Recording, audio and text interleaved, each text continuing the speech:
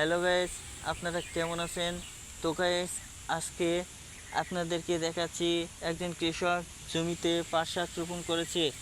তো প্রিয় দর্শকেরা দেখতে পাচ্ছেন, তো এই পাট শাক কিন্তু অল্প জমিতে সে চাষ করেছে।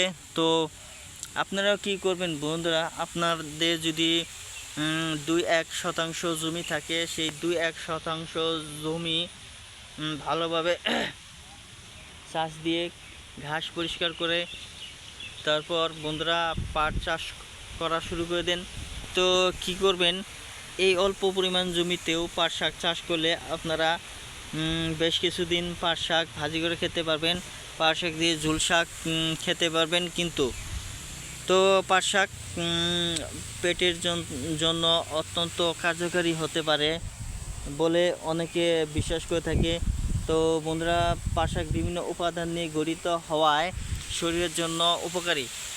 তো প্রিয় ভাই বন্ধুরা, পাট শাক খেলে বন্ধুরা রোগ প্রতিরোধ ক্ষমতা বৃদ্ধি পেতে পারে, ভিটামিন বৃদ্ধি পেতে পারে।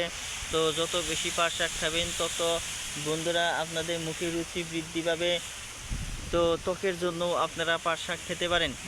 তার কারণ হচ্ছে বন্ধুরা, পাট শাকের মধ্যে ফাইবার রয়েছে।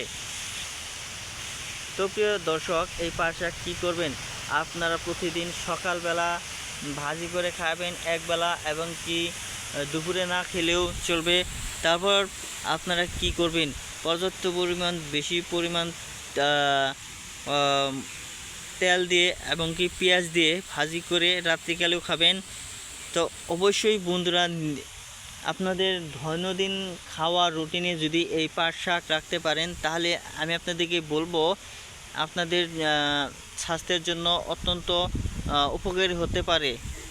তো আপনারা ডাক্তারের কাছ থেকে জিজ্ঞেস করে নিতে পারেন যে পাট শাক খাওয়া কতটা জরুরি।